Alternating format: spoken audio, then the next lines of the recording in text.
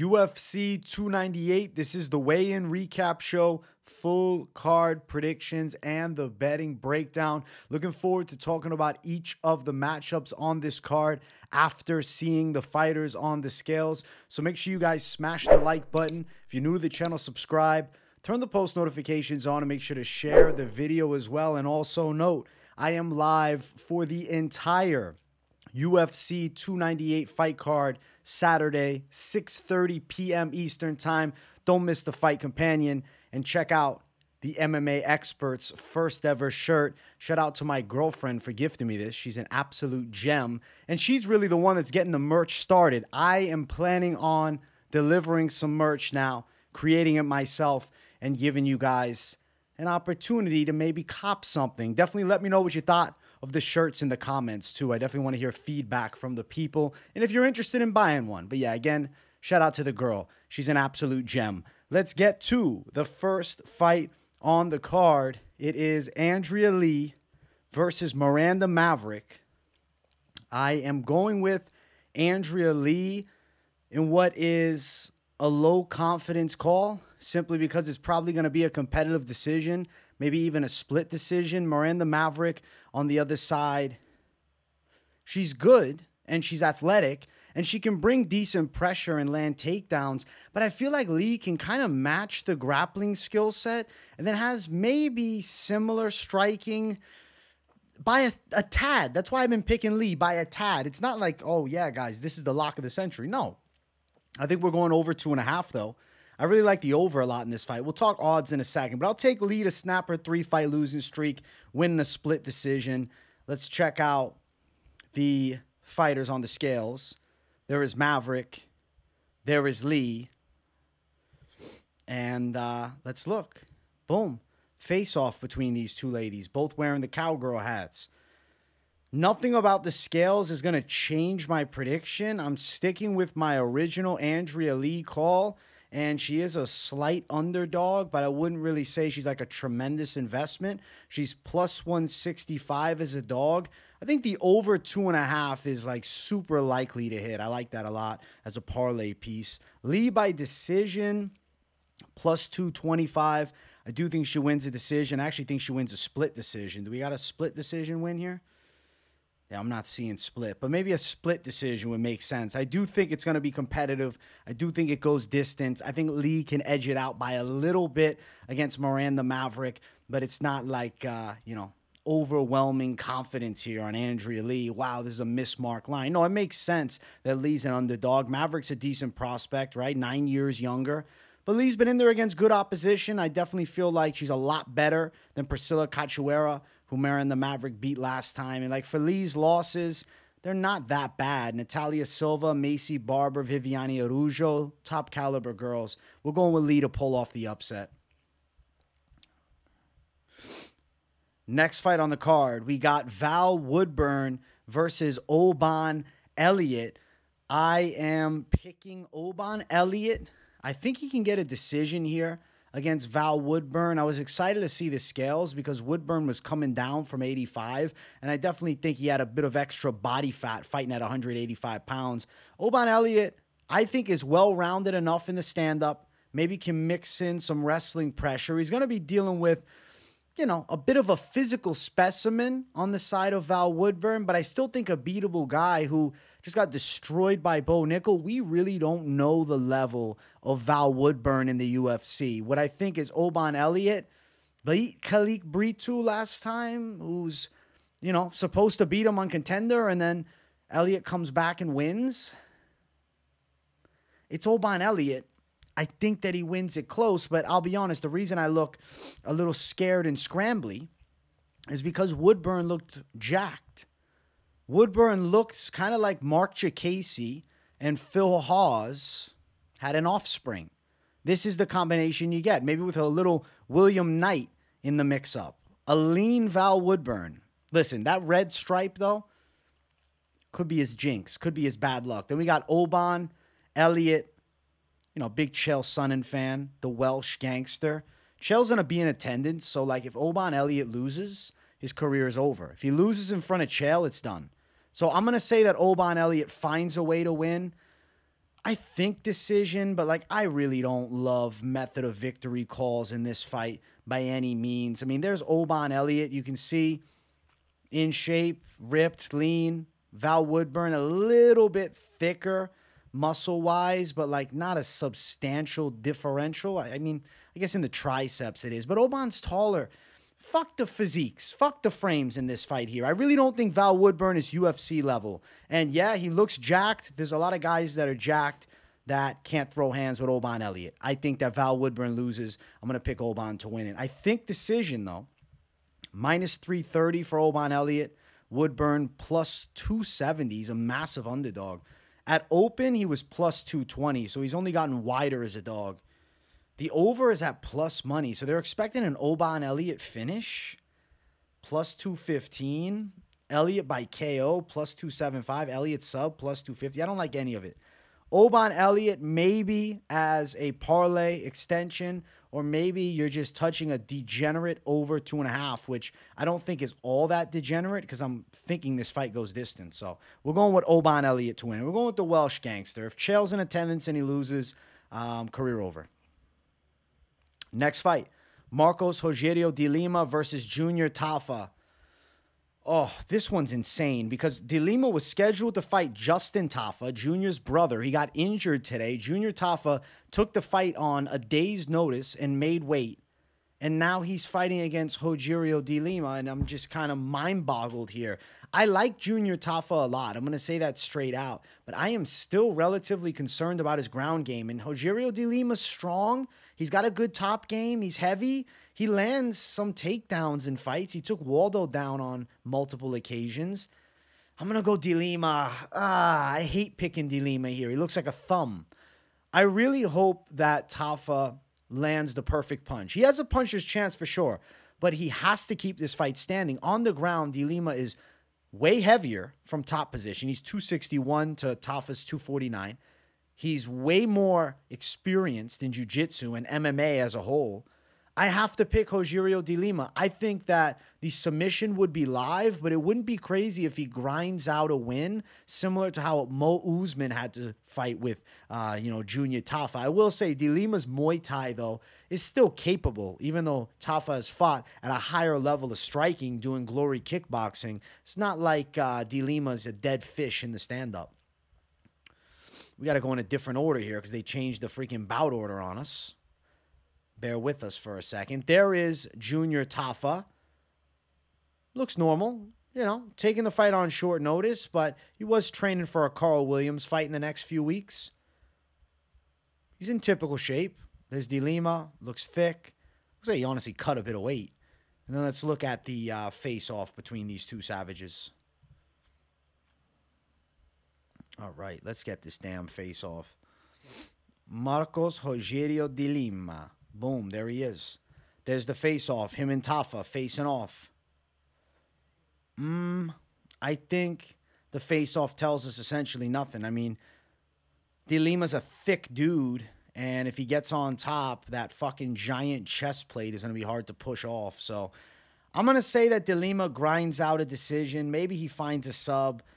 I hope he gets knocked out as a fan, but like if I had to tell you the smarter side to bet, De Lima, minus 200. He's got way more MMA experience. Minus 220. It's spreading. It opened at minus 250, and then it came down, went right back up, and now you're looking at minus 220. Yeah, I think De Lima beats Tafa. Tafa's plus 185. It's heavyweight, though, so puncher's chance is definitely there. And Tafa being 11 years younger is a factor, but also at heavyweight, 38 is not the same as being 38 at 155. I'm going with De Lima. De Lima to win. I'll say decision, live for submission. But damn, I want the badass story to come to fruition, but it just, to me, how I look at the fight, I have to favor Marcos Rogério de Lima's MMA experience. I'm going to pick him to win. Next fight. Mingyang Zhang versus Brenson Ribeiro. I'm picking Mingyang Zhang. I have been all week. I think he's going to have a little speed advantage with the hands on Ribeiro. I think he'll get on the inside and he'll rock him. I think he'll knock him out. Zhang can bring good forward pressure. I think he's solid with the boxing. I don't know how he was a heavyweight. Because he doesn't even look that big for 205. Like 6'2", 75-inch reach. He could be like a large middleweight. Ribeiro's got the reach advantage, and he does have some dangerous straights, but I do think Zhang is going to do a good job of closing the gap and finding big shots. I expect a pretty dynamite fight. I think Mingyang Zhang is going to knock Ribeiro out. Let's check out the scales between these two. Going in the opposite direction now. This bout order throwing us off over here. First, we'll look at Ribeiro. There's Ribeiro. He looks pretty jacked, pretty shredded. And then there is Mingyang Zhang, who, honestly, if you told me that was a welterweight, I wouldn't question you. I don't know how he was a heavyweight at one point. It kind of blows my mind. Does not have a heavyweight's frame at all. He was just not cutting any weight. Maybe eating, some extra fucking food. Maybe some extra, orange chicken or something like that. And there is the face-off between these two. Kind of looks a little sloppy. I gotta move it over. There we go. I feel like you can't get too much out of it besides it was intense. They didn't want to look away from each other. I think both of these guys are going to bring it absolute hell and put it on the line. I think Zhang will find the chin and knock Brenson out. I think in the first 2 rounds, we're getting a finish, and which should be a pretty damn violent fight. Both guys making their, respective UFC debuts. Road to the UFC winner for Zhang. Contender Series winner for Ribeiro. Both were underdogs in their fights, so good to see the battle of dogs. Plus 103 Ribeiro, Zhang minus 123. Under 1.5, minus 300. I mean, if you want to bet on Zhang, just keep this in mind. Or Ribeiro, just keep this in mind. You're betting on 2 guys that are completely unproven at a high level of MMA, and you could definitely be throwing that money in the damn toilet. So, yeah, either side is risky. Personally, a no betting situation, plus 100. Even then, you throw on the under's a lock, and then they clinch up in the first round. Maybe your better bet is the over, but I'm not doing that personally. But maybe that's a sneaky line that ends up shocking a lot of people. It's like throwing on fucking red. Not even. It's like throwing on fucking 18 in roulette. Maybe you got odds there. I think Zhang wins by KO. That's my official pick. But the betting side of it just seems like a high risk between 2 very young fighters that, granted, have good experience for being under 30. Still, debuts, I'll go Zhang by knockout. That's my official pick. I think he's sleeping Ribeiro, but Ribeiro does got some long arms, and he's got some power in his hands, and he could be worrisome from the outside if Zhang can't close that damn gap. Next fight on the card, we got Rinya Nakamura and Carlos Vera.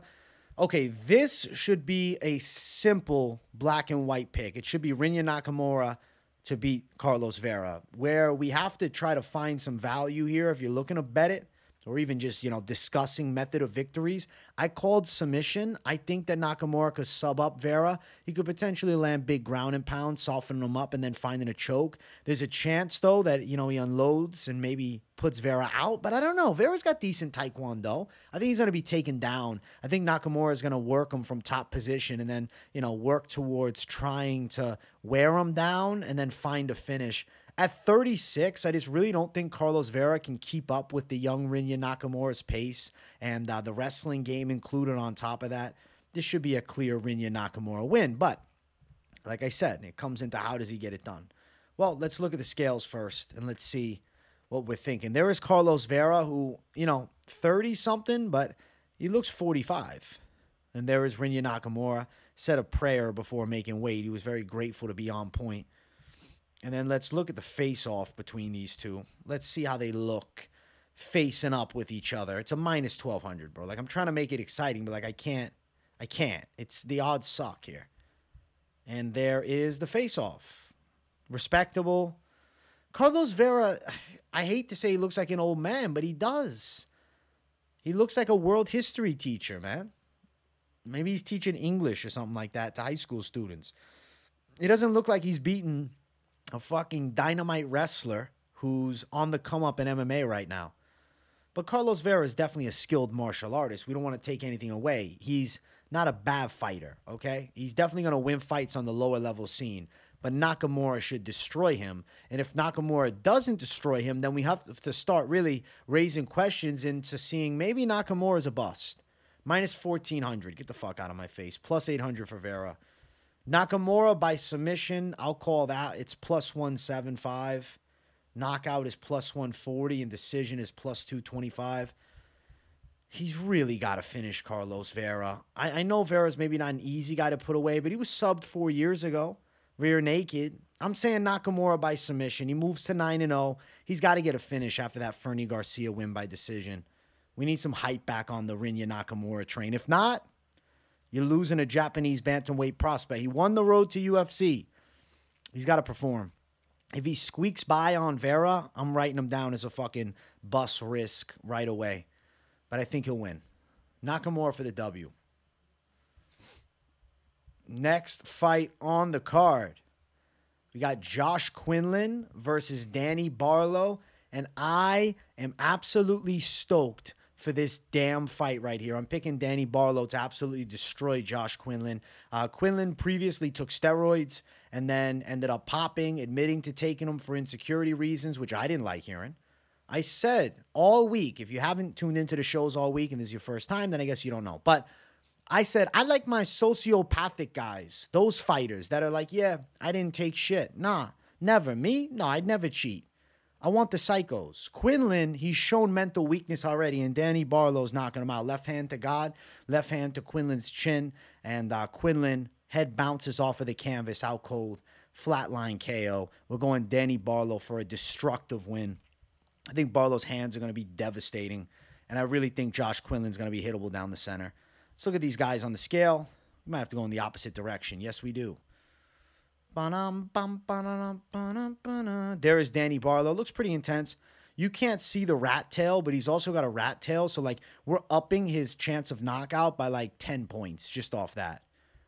And then Josh Quinlan, who looked cool right here. I was like, all right, Josh Quinlan, lean in shape, you know, off the sauce. So I give him respect for being a natural athlete now. But then he wears the wannabe GSP Bushido headband. I know that's his nickname, but this ain't the fucking Karate Kid, okay? This ain't the Karate Kid. This is cage fighting. And I saw that headband, and I said, Barlow, knockout, lock it up. Lock it up. He's going to destroy him. Barlow looks confident. You can't see the damn rat tail, but rat tail over Bushido headband every day of the damn week. Let's see. Barlow, minus 220. Quinlan, plus 185. Looking at Barlow to win via KO. Plus 130. I like Barlow via KO at plus 130. I think that it's going to happen. Barlow is minus 220 money line, so he's a wide favorite. Yeah, I think he's going to devastate Josh Quinlan. Knockout for Barlow. Quinlan getting chinned. And I think that Danny Barlow is going to have a pretty successful debut. He's going to have quick hands. And I think the left probably finds home. Shit. Bushido's going to sleep, baby. No more Bushido. It's left hand to God all day. Danny Barlow to destroy the natty Josh Quinlan. Next fight. We got Amanda Lemos versus Mackenzie Dern. I've been picking Amanda Lemos, and maybe I'm crazy, but I call her the lock this week. I really think she's going to destroy Mackenzie Dern in the striking, and I think Dern is going to have a really hard time getting this fight to the floor. Dern is not this Division I national champ wrestler. She doesn't have the physical strength of Wei Lee, who landed some takedowns on Lemos, but it's not like Lemos doesn't threaten with submissions from the bottom. She's got nasty chokes. On the other side, too, we look at Jessica Andrade, common opponent. Dern got ripped apart on the feet, and Lemos, early in that fight before the arm triangle, was having success in the striking department. I think Amanda Lemos is going to be precise with the kickboxing. Don't write her off because of being 36 just yet. Mackenzie Dern, she has improved her stand-up, but she always resorts back to the bad habits. The chin is like this, and the arms are flailing. It's a bad habit that she can't seem to break, and she's working with Jason Perillo. And Perillo's a good boxing coach, but if he can't get you to break that habit, you ain't breaking it. Henry Cejudo ain't going to help. Mackenzie Dern needs this fight on the floor, and it's not going to be easy to get Lemos there. Lemos is not this garbage grappler that just gets taken down left and right. Like we've seen Lemos lose. Jessica Andrade caught her with the standing arm triangle, And then you see some wins. Michelle Watterson, she subbed. She's got a nasty gilly. Knocked out Marina Rodriguez. And then lost to Wei Li, the champ. You can see a Marina Rodriguez loss there for Dern. Lemos has serious power, and she's extremely dangerous. She's going to beat up Mackenzie Dern. And I think Mackenzie Dern forever gets the pretty privilege by the fans, and I think that's even why the line is close. Let's scroll down between these ladies. All right. Let's get us there, please. There is Mackenzie Dern on the scale. Somebody in chat said this to me during the stream, and I'm sorry to destroy a lot of your fantasies out there, but they said that if you really look closely at Mackenzie Dern, she looks just like Charles Oliveira. So there you go, guys. I hope I didn't ruin anything for you guys, but maybe I did. It is what it is. There's there's Mackenzie Dern. And then there's the kiss to the crowd. I see the Charles Oliveira thing completely now. I can't unsee it. I mean, on the other side, Amanda Lemos kind of looks like a more feminine version of Ralian Paiva. There's Lemos with the front double biceps. And let's get the face off between these two. All right, let's get it up. Face it off. Let's see. Boom, boom, boom, boom, boom. Like, I don't know. The way that Mackenzie Dern looked at her was like submissive. Like, I can tell that she fears Lemos' stand-up game, and Lemos just gave her this cold stare. The lightest of smirks. That's a killer's glare. And I'm going with Lemos as the lock this week. And after the weigh-ins, my confidence shot up. I said, yes, Amanda Lemos is ready to destroy Lemos for the W. Let's fucking go. Odds for the fight. Amanda Lemos, she is -130. Mackenzie Dern is +110. Love it. -122. Line's coming down. Opened at -270. The Dern dog love is ridiculous. Lemos by knockout +130. Just give me money line. Why even risk it? What if she wins the decision? Why risk it? Money line. Lemos for the win. She's getting it done. Amanda Lemos for the victory. I think she beats Mackenzie Dern. And yeah, I'm actually really feeling my lock this week. Women's strawweight. I had success last week. This time, we're going back-to-back women's strawweight locks. Let's keep going. Next fight brings us to our main card opener. If you guys haven't yet, make sure you smash that like button. And if you're new to the channel, subscribe. We got Anthony Hernandez versus Roman Kopylov. My pick here has been Roman Kopylov as an underdog, okay?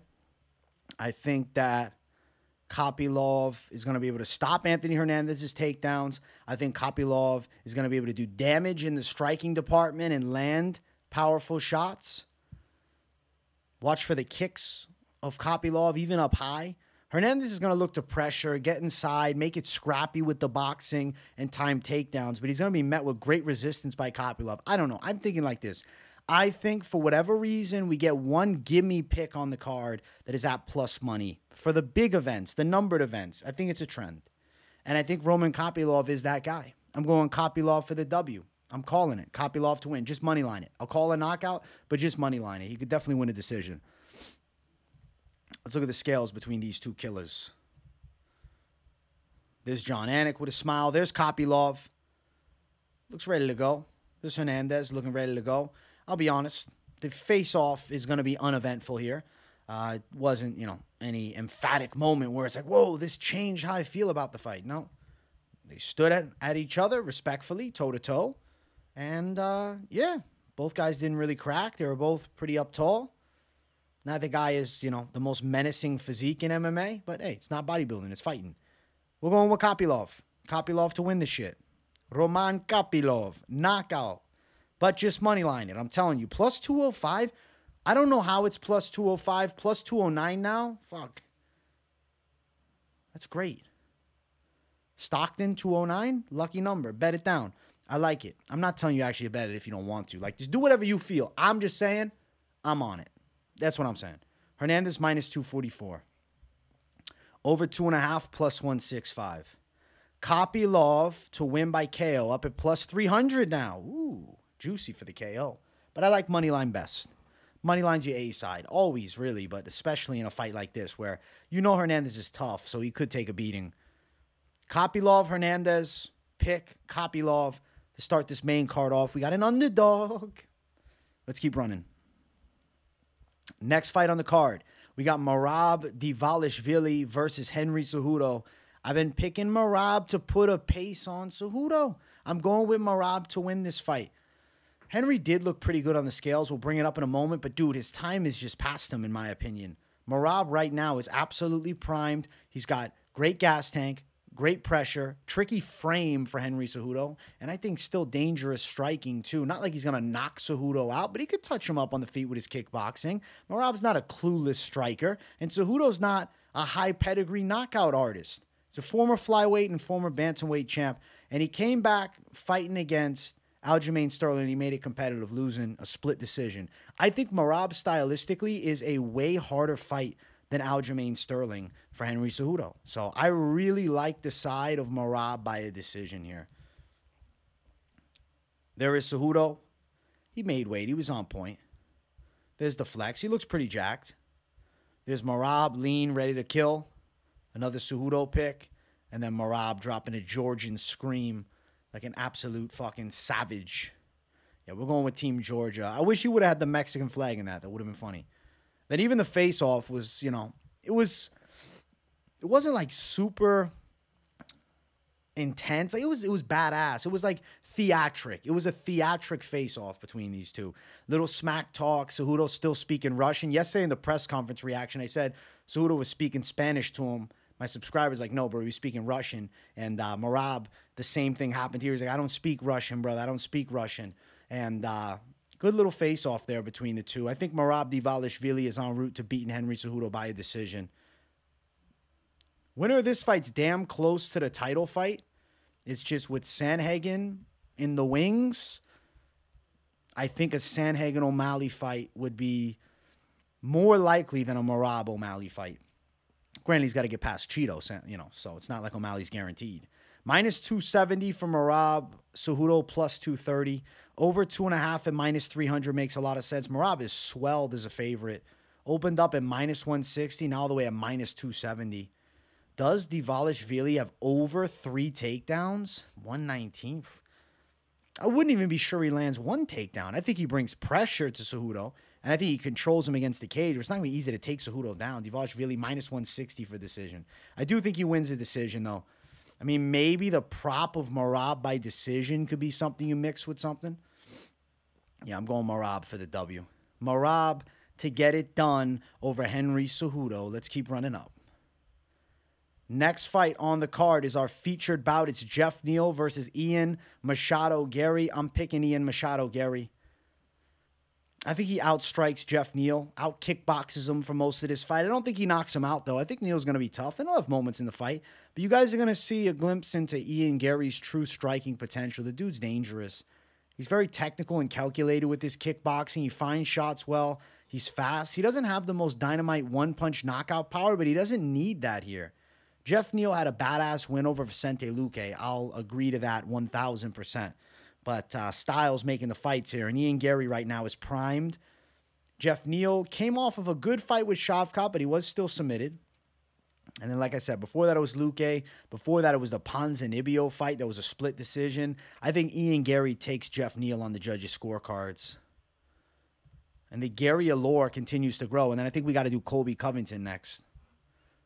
Got more Merab screaming. How many picks of Merab screaming do we got? Holy hell. It's like 8 of them. There's Ian Garry looking slender. Not known for his physique. Doesn't matter here. There's Geoff Neal, who's looking pretty jacked. Pretty chiseled up. Looks ready to fight. He said the t-shirt that Garry made really motivated him. It's interesting. Let's see what happens. I think Ian Garry takes him here. We're going Garry. Ian Scary Garry. I'm giving him a new nickname. I think he wins it on the judges' scorecards. With good technical kickboxing, he beats a tough Geoff Neal. We're going Garry for the W. Odds for the fight, minus 250 for Garry, plus 210 for Neal. Give me Ian Garry at minus 250. Parlay piece, not really a money line. Decision is plus 155. You know, a decent little main card idea that I have. I'll read it off in the parlay section. I'm not spoiling it. But it's come to me as I've been breaking this down. another little parlay to drop, which we'll talk at the end. But Ian Garry for the win over Geoff Neal, and I'm looking forward to this one. Co-main event of the evening, we have Robert Whittaker versus Paulo Costa. I've been picking Robert Whittaker all week, but I haven't loved the body language at the press conference. We'll talk about the scales in a minute. Now, my thought process for going with Robert Whittaker is when he's on point, he's top tier, absolute top tier. And I think he's technically superior to Paulo Costa. Now, Paulo is a freak athlete. He's super explosive. He has legit knockout power. Not necessarily the biggest, like, one-touch KO artist, but he did drop Yoel Romero. And, like, you know, he has knockout wins. He swarms fighters well. Rob Whittaker last time was knocked out by Duplessis, who's not really the best one-shot knockout artist either. The questions really are around, you know, is Rob Whittaker beyond his prime? Is Rob Whittaker worn down? Is he washed? This is a hard thing we have to ask ourselves. If you believe it's no, then a technically sound Rob Whittaker wins. There's Paulo, who looks like an absolute Chad. The UFC wants Paulo to win. The UFC wants Paulo to win. Because if Paulo does win for the UFC, him in a title fight, it does good shit. Him and DDP would be sick. Him and Adesanya 2 could even sell. There's the secret juice. And then here's Rob Whittaker. Rob looks in great shape. I just worry about the mental state with Rob Whittaker. Like, he didn't look too excited to be there until he walked out onto the actual weigh-in stage. But Rob has never been a big trash talker. He's a former world champ. And a lot of people talk about how much bigger Costa is. Like, Rob looks jacked too. Both guys are stacked with muscle. Like, these are two legit size middleweight. You say, oh, but Rob used to be a welterweight. He's filled in to middleweight. He ain't making 170 pounds anymore. Costa obviously is thicker, maybe in the back in the traps, a little bit broader. I love Costa's energy all week, and I'm telling you this. I think Costa's a very live underdog. I'm picking Rob Whittaker by a decision. I'm not pick flipping. My brother called Costa. Finchman called Costa. I know a lot of people that are picking Costa as a dog, and I think that you guys maybe are onto something. But if Rob is on point and technical, he can outwork Paulo over a hard 3 rounds. It's concerning because I keep seeing Rob getting knocked out now. But I really hate pick flipping, and like, I can't pick flip just because Costa looks good when he always looks good, and Rob looked good too. If Rob would have looked a little pudgy on the scale, something was a little off, then maybe I could have justified it. Minus 230, plus 196 for a Costa win is crazy to see how wide that line is. It opened at plus 250. Holy hell. Costa's a very live underdog. I'm not betting this fight, and if I was to, it's almost like I'd rather throw a small amount down on Costa. Costa by KO plus 300. What I'll tell you is, guys, don't have Rob as the staple of your parlays because there's too many questions. Now, he very well might go out and win this fight in impressive fashion and silence everybody. But if he has a performance like last time, Paulo Costa could definitely overwhelm him. So be cautious with your Robert Whittaker bets. And at an over 2-to-1 line for Rob in a fight that's really a minus 115, minus 110, it should be even money. This is a pick'ems fight, in all honesty. It's a 50-50 coin flip. Which side of the coin are you picking? I am going to pick Robert Whittaker. Obviously, the odds will push you towards Paulo Costa, who is, you know, an underdog with a chance. But we're going with Rob to pull it off. I'm not going against the OG, my guy Rob Whittaker, for a decision win. But yeah, very concerning. If you're talking about who won the presser in the weigh-ins, it's Paulo Costa. Main event of the evening, Alexander Volkanovski versus Elliott Topuria. If you guys haven't yet, smash that like button. If you're new to the channel, subscribe. The pick has been Elliott Topuria, and still throughout the entire week, I am not going against my call. I'm team Volkanovski to the damn core. I think Elliott Topuria is going to come out hard on Volkanovski and be surprised by the precision striking, being surprised by the toughness of Volk and the pace even of Volkanovski. And I think Topuria gets worn down and beaten up a little bit. And I can see Volkanovski on top of Elliott Topuria doing damage.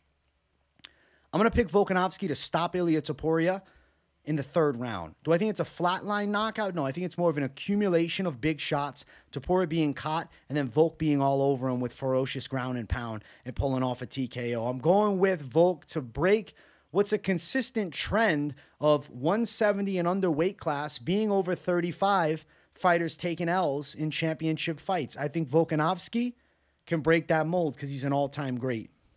And I think he beats a savage 27-year-old Elliott Topuria. I don't see Volk getting chinned here. I think the chin will hold up. I know a lot of people are saying that Makhachev kick changed him. He took that fight on very short notice in a very suboptimal circumstance. He wasn't in the normal Volk shape. This was the normal Volk shape. Let's look at Topuria first, who looked absolutely jacked too. And he's a legit contender. There's Ilya. Then here comes Volkanovski. There's Volk, who looked in good shape. Lean, ready to go. No body fat on Volk this time. This is the true Volk that we know and love. And let's look at the face-off between these two for our main event. Here it comes. 1 second. I got to shrink it to the right size. And boom. There it is. Volk's in great shape. Ilya's in great shape. It was good intensity between these two. Respectable face-off. Topuria respects him. He was talking his shit at weigh-ins because he just feels that he's going to be the guy to dethrone a great champion. I think that it's still Volk's time. I think Volk's got some more left in the tank. I'm going Alexander Volkanovski and still champion with a third-round TKO. What's crazy is EA Sports UFC, I saw on Instagram, they predicted the third-round TKO too. Not saying that EA Sports UFC is a good way to predict fights, but it's interesting. It's the same call as mine. Minus 125 for Volk. Plus 105 for Topuria. I'm going Volkanovski. At open, Volk was minus 170, so there has been a lot of dog love for Topuria. Under 3.5, plus 100. I think there's a finish under 3.5. Volk by TKO, plus 250. You could get it. Now, could he go out and win a hard-fought decision? Yeah, Volk's a great champion. So I'm picking Volkanovski in the main. Be cautious betting the main. Close money line. But I think Volkanovski can still shine. I'm picking him to get it done. Beating Elliott Topuria. Defending the featherweight belt. And bouncing back after a tough defeat against Makhachev on short notice. Listen, guys. A year ago. Only 1 year ago. He nearly beat the great Islam Makhachev up a weight class. And now Topuria is going to be the one to dethrone him at his true dominant weight class where he destroyed Yair Rodriguez 7 months ago. I don't see it. Before that, destroyed Max Holloway. I don't see it. And still, Alexander Volkanovski, minus 125. Those are the picks for the full card, but we're not done just yet. We got to talk about some post-weigh-in parlays. Okay, so I've been wanting to add prop parlays in. I think Barlow gets a KO. And I think Merab gets a decision. Where's his Merab decision line? Plus 335. And then you throw Ian Garry straight. Plus 518. Something's telling me this is a live call, man. What happens if Adam plus 570? It's not much. And where is my guy up top? My ladies up top, I should say. The over in this fight, plus 695. Like throwing some props and some savagery together for plus 695. I think this could hit. Now, just like straight over 2.5 here, I think has a great chance of hitting. I think the over 2.5 in the Merab Dvalishvili fight also has a great chance of hitting. Okay. Minus 153. I think Ian Garry's going to win. Plus 135. And I really do like Danny Barlow's chance. But if you don't want to play a prelim guy, I get it. This is a good little 3 call. If you don't even want prelims on your lineup, you're like, yo, keep me out of that. Take the over out here. Minus 120. Not bad for an over. And a savage call on Ian Garry. Then you throw Kopylov as a dog. Plus 448. I think this is pretty animalistic. I think there's a great chance this happens. I'm going to clear the slate. And I got another one. I do want to mix in, though, a prop parlay together. So, Merab by decision, which I think is happening here. Minus 135, right? And then I think Kopylov straight dog, plus 422. Ian Garry, plus 642. I love this one. Barlow by KO to really make it savagery. This is risk, though, because now you're throwing, you know, a little bit of prelim action, plus 1754. The over in the ladies fight, okay? We're throwing this down, and now we got plus 2,284. I don't think this is crazy. I think it could happen, too. I was trying to make some quality prop parlays for you guys just to mix things up. Yeah, I am feeling pretty good about Ian winning, and I also think Merab wins, plus 101 if you just want to go 2 straight on some fighters to get it done. I really, cautionary tale would be to leave out Whittaker. I'm just worried about him. I don't know. I'm not 100% on Rob Whittaker. I'm picking him to win because I don't really feel the pick flip. Now, Amanda Lemos, obviously someone you can add in as well. Lock this week, plus 256. Now, if you want to go savage call and throw Barlow in it as well, you got plus 434 with the ladies over early in the night. Now you're looking at plus 586. I think this could end up hitting as well. And then if you throw in an underdog, you want Kopylov, who I think is a great underdog this week, plus 1959. Now, the final calculation. I'm leaving out the prelims. Okay, well, I guess I'll put Amanda Lemos. She's the featured prelim, so it gets a pass. Amanda Lemos, Ian Garry, Merab to win by decision. Okay, where is Merab by decision? Boom, plus 337. Look at that. I have a good feeling about this. Plus 337 for that one. Now, if you do want to then mix in some savage calls, you go Barlow by KO. You throw him down. You think he's winning by knockout. Plus 930, or excuse me, plus 993. Then the over in this women's fight, you got plus 1306. There's some savage ways to do it. Let's just throw Volk in for the shits and giggles to get it to plus 24. But, you know, be cautious, man. I think Volk wins. Obviously, he's close money. Be smart with your bets. You know, be intelligent with your parlays. Then you add in Rinya, you're getting 100 points. Now he's worth it. Rinya's now worth it here. That's how he'd be worth it. Yeah, guys. Those are some of my thoughts with the post-weigh-in parlays. Be cautious, but you can bring some heat. I hope you guys enjoyed. As I said earlier, shout out to my girlfriend for creating the first ever MMA Experts merch. Now it's my job to follow up and create merch for all of you guys. So I'll be doing a merch drop very soon. Big W in the chat for my girl creating this and supporting the dream and the channel and, you know, the MMA space. She's an absolute gem.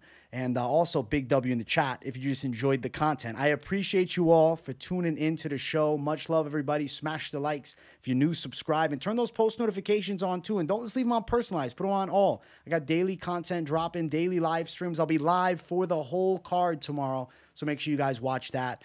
Thank you guys for watching. And I'll see you all in the next one. Peace.